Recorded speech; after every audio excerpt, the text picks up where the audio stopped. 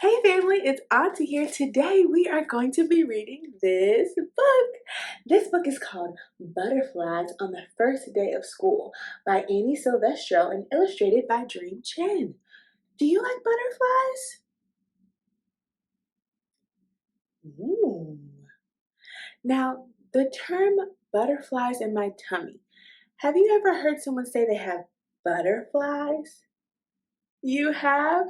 Now, does that mean that they actually have butterflies inside?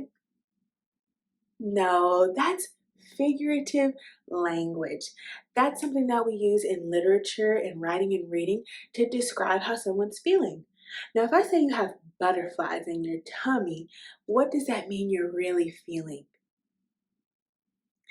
Yes, maybe a little nervous or worried. And the girl in our story today, she's going to be feeling those feelings. So let's go ahead and begin our book.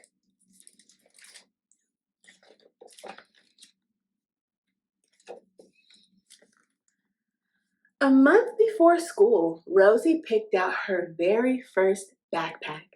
It was covered with flowers, and she loved it with all her heart. She paraded around proudly. "Don't worry," she told her little sister Emily. "Someday you'll be big enough to go to school, like me." Do you have a little sister or brother? That's so sweet. Rosie practiced raising her hand, writing her letters, and saying her teacher's name. She couldn't wait to start school. But the night before her first day, Rosie couldn't sleep. Look at her. Her eyes are wide open in bed. Have you ever been like that where it's hard to go to sleep? Me too. In the morning, her belly hurt. She didn't even touch her chocolate chip pancakes.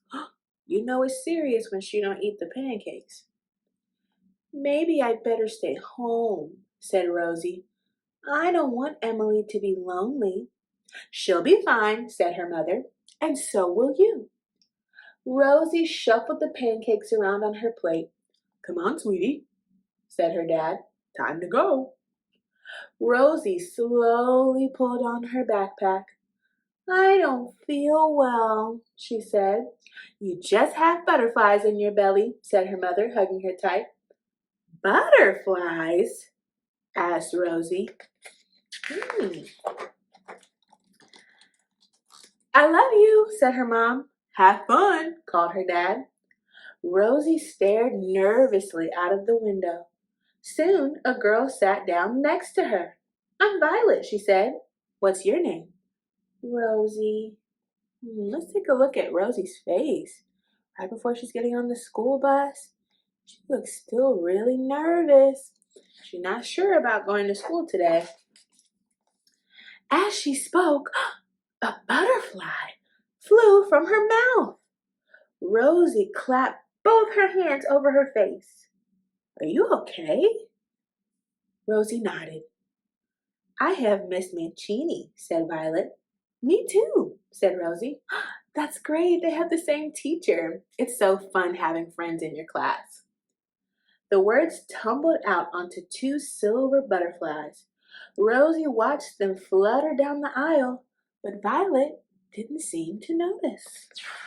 Maybe it's only Rosie that sees the butterflies. "Welcome," said Miss Mancini as the girls entered the classroom. "Hang up your backpacks and then meet me on the rainbow rug." Everyone fidgeted in a circle. "Let's get to know each other," said Miss Mancini. "I'll go first. I have a golden retriever named Barney. I love chocolate cake, and I'm terrified of spiders." Same, Miss Mancini. Same. Violet went next. "I'm allergic to dogs," she said, "and sometimes to my brother Alex." "This summer I rode a train for the first time," said Jay. "I want to be an astronaut when I grow up," said Allison. The butterflies built up as Rosie waited for her turn. Suddenly, all eyes were on her. Rosie took a deep breath. "I have a baby sister named Emily," she said. 3 butterflies flitted into the air. "I love to sing and play soccer. And I wish I had a freezer in my room so I could eat ice cream whenever I want. The class laughed, and Rosie's belly felt a little better. After that, Rosie sat at the art table, and she painted a flower on a giant easel. She made one for Violet, too. Then they helped Jay build a train out of blocks. From time to time, the butterflies tumbled in Rosie's belly. Occasionally, one or two slipped out, but by recess, she could barely feel them anymore.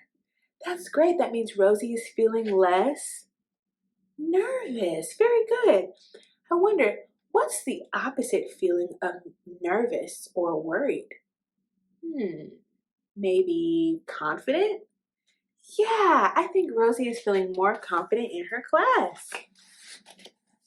Rosie dashed onto the playground. "You're it," she called. Everyone raced around playing tag. But one girl sat alone under the oak tree.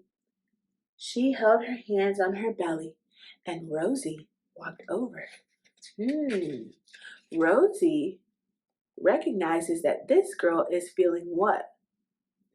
Nervous, just like Rosie was feeling at the beginning of the day. "Want to play?" she asked. The girl nodded. "I'm Rosie. What's your name?" "Isabella." As she answered, butterfly after butterfly soared into the sky. Isabella looked up, amazed. "Feel better?" asked Rosie. "Much," said Isabella. At the end of the day, Rosie waved goodbye to her friends. She ran off the bus and leapt into her mother's arms. "School is so fun," she said. "Violet has a flower named like me, and Jay built a train out of blocks, and Isabella had butterflies too." Her mother smiled. "I can't wait to hear all about it," she said. The words floated out on a shimmering butterfly wing. The end. What a fun book. Thank you so much for reading with me today. Have a great day. Bye.